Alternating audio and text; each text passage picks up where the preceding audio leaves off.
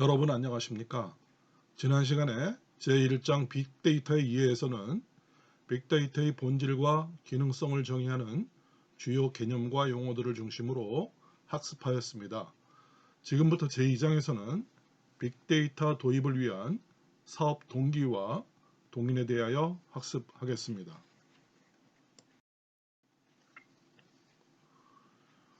오늘날에는 비즈니스 아키텍처도 기술 아키텍처와 같이 구성되는 경향이 생기고 있습니다. 그런데 여기서 여러분이 아키텍처라는 용어가 생소할지 모르겠습니다. 원래 아키텍처라는 용어는 구조라는 용어로 주로 건축학에서 쓰이는 용어죠. 이 용어를 정보기술 분야에서는 컴퓨터 아키텍처, 소프트웨어 아키텍처 등과 같은 용어로 또는 포괄해서 기술 아키텍처라는 용어를 사용하고 있습니다. 그리고 경영학에서는 비즈니스 아키텍처라는 용어를 사용하고 있습니다. 결국 간단히 말해 비즈니스 아키텍처는 비즈니스 구조라고 할 수 있습니다. 기술 아키텍처도 기술 구조라고 말할 수 있습니다. 그런데 비즈니스 아키텍처는 기업의 비즈니스 모델과 전략이 결합되며 또한 최근의 IT 기술의 발전이 비즈니스 아키텍처의 설계에 많은 영향을 미치고 있습니다. 이러한 점에 대해서 여러분들이 좀 더 학습할 수 있는 기회가 있으면 좋겠습니다. 다시 본론으로 들어가겠습니다. 전통적으로 기업들은 기업의 정보 시스템에 저장되어 있는 내부 데이터를 배타적으로 운영하여 오고 있습니다. 그러나 급격히 변화하는 경영 환경 생태계에서 기업은 내부 정보만으로는 비즈니스 모델을 유지하는 것이 어려움을 최근에 학습하고 있습니다. 예를 들어 기업들은 자신들의 생존에 필수적인 수익성 개선을 위해 노력하고 이러한 수익성에 영향을 미치는 다양한 요인들과 관련된 데이터를 외부로부터 수집할 수 있고 또 수집해야 함을 절실히 느끼고 있는 것입니다. 이렇듯 기업들은 기업의 수익성 유지 및 향상을 위해 내부 데이터는 물론 외부 데이터를 활용해야만 합니다. 결국 외부 데이터의 원천인 빅데이터 데이터 세트에 접근해야 하는 것입니다. 그래서 제2장에서는 이러한 빅데이터 솔루션과 기술을 도입하게 된 사업 동기에 대하여 알아보겠습니다. 특히 빅데이터 도입에 영향을 준 대표적인 요인으로서 시장 역학, 비즈니스 아키텍처의 인식 제고와 형식화, 그리고 가치 제공에 영향을 미치는 비즈니스 프로세스의 중요성 인식, 또 최근의 정보통신 기술의 혁신, 그리고 만물 인터넷, 즉 인터넷 오브 에브리띵, 줄여서 IoE 등이 있습니다. 이들 요인에 대하여 하나하나 차례대로 살펴보겠습니다. 제2장에서는 앞에서 말씀드린 그런 요인들에 대해서 각 절에서 살펴보겠습니다. 그래서 제1절에서는 시장 역학에 대하여 학습하겠습니다.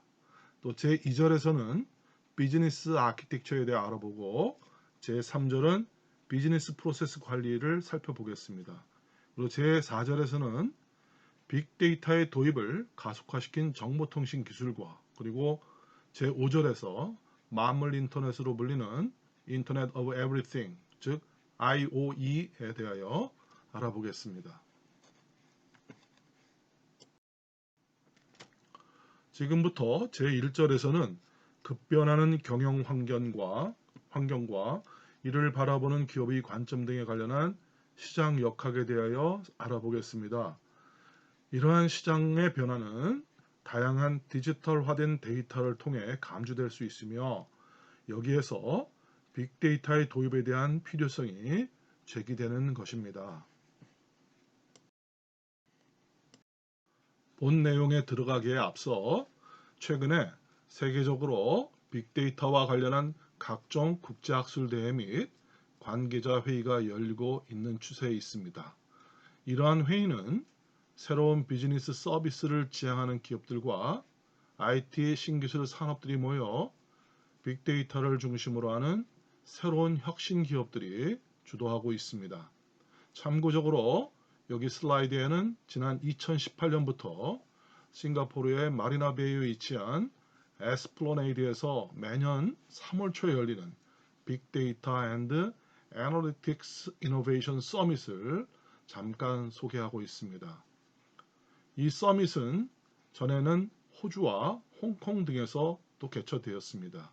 근데 2018년부터 싱가포르에서는 매년 개최하고 있으며 2021년 3월 4일에서 5일까지 또 양일간에 개최할 예정에 있습니다. 기업이 기업 스스로와 시장을 바라보는 관점에서 근본적인 변화가 발생하고 있습니다. 과거 15년간 두 번의 큰 주식시장 조정이 발생한 바 있습니다. 2000년경에 발생한 블랙 먼데이라고 하는 닷컴 버블 붕괴와 2008년에 시작된 세계 경제 불황 등이 그것입니다. 또한 최근에 코로나 바이러스 19로 야기된 세계 경제 시장의 위축은 아직도 그 파급 효과를 예측하기가 어려운 상황입니다. 이렇게 급격한 시장 변화 가운데 있는 기업들은 새로운 수익의 창출은 물론 비용을 절감하여 수익성을 안정화시키고 효율과 효과를 개선하고 확립하기 위해 다양한 노력을 펼치고 있습니다. 즉 기업은 비용을 절감하기 위해 기업 프로세스를 향상시키기 위한 변환 프로젝트를 수행하고 있습니다. 과거 세계 경제가 불황에서 벗어나기 시작하면 기업은 외부에 집중하기 시작하였습니다. 새로운 고객을 찾고 기존의 고객을 유지하여 시장의 다른 경쟁사에게 뺏기지 않으려고 노력하고 있습니다. 새로운 제품과 서비스를 제공하고 더 큰 가치를 고객에게 제안하는 방법을 기업들은 지속적으로 모색하고 있는 것입니다. 그런데 여기서 기업들은 기존의 비용 절감에 집중했던 기존 방식과는 매우 다른 시장 사이클로 혁신을 통해 기업이 시장에서 경쟁 우위 확보와 매출 증대를 달성할 수 있는 새로운 방법을 찾을 수 있다는 희망이 생겼다는 것입니다. 세계 경제는 다양한 요인으로 인해 불확실성을 겪을 수 있습니다.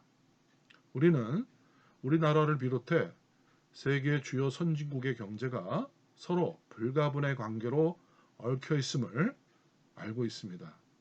다시 말해 그들은 개별 시스템으로 구성된 전체 시스템을 형성하고 있는 것입니다. 마찬가지로 세계의 기업들은 복잡한 제품과 서비스 네트워크로 얽혀 있다는 사실을 깨달으면서 스스로의 정체성과 독립성에 대한 관점을 바꿔가고 있는 것입니다.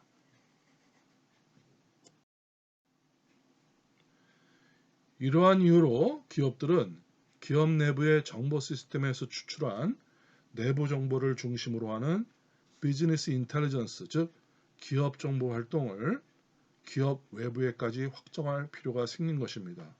즉 시장 및 시장 내에서의 위치를 파악하기 위해 외부 데이터 소스에 대해 좀 더 개방적으로 접근해 가야 하는 것입니다. 외부 데이터는 기업의 내부 데이터에 컨텍스트라는 추가 정보를 가져옵니다. 여기에서 빅데이터가 가지고 있는 힘은 첫째, 기업이 하인드사이트에서 인사이트, 즉 미래를 보는 통찰력을 갖는 분석적 가치사슬을 발전시킬 수 있습니다. 둘째, 적절한 분석 방법과 정교한 시뮬레이션 기능을 통해서 포사이트, 즉 예지를 제공하는 분석 결과를 도출할 수도 있습니다. 이 경우 분석 방법은 분석적 결과를 제공할 뿐만이 아니라 지식과 지혜 사이의 갭을 줄여주는 역할도 수행하는 것입니다. 즉 이러한 빅데이터가 가져다주는 힘은 기업의 관점을 풍부하게 해서 기업이 시장에 대한 정보를 추론만 할 수 있는 상태에서 이제는 시장 자체를 감지할 수 있게 하는 것입니다.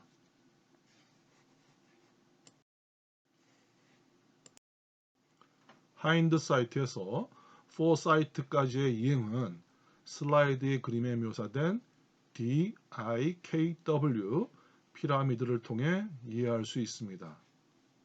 DIKW는 데이터, information, knowledge, wisdom의 첫 글자 DIKW를 의미합니다.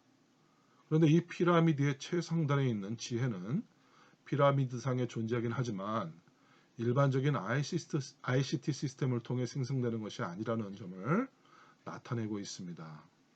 대신에 지식 근로자, 즉 knowledge worker들은 유효한 지식을 체계화하기 위해 인사이트 경험을 제공하고 이들은 지혜를 도출하기 위해 통합됩니다.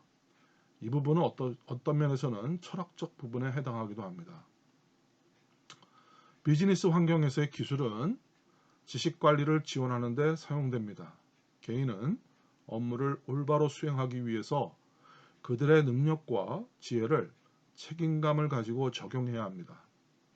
그래서 DIKW 피라미드는 1단계에서 정보를 창출하기 위해 컨텍스트로 데이터를 어떻게 풍부하게 만드는지, 또 2단계에서는 이처럼 1단계에서 생성된 정보를 바탕으로 지식을 생성하기 위해 정보에 어떻게 의미를 부여하는지, 그리고 제3단계에서는 지식을 지혜로 변환하기 위해 어떻게 통합하는지를 보여주고 있다고 할 수 있겠습니다.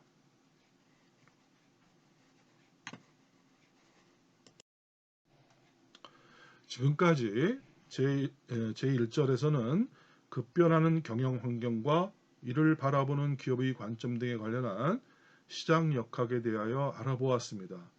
이어서 제2절에서는 비즈니스의 아키텍처에 대해 알아보겠습니다.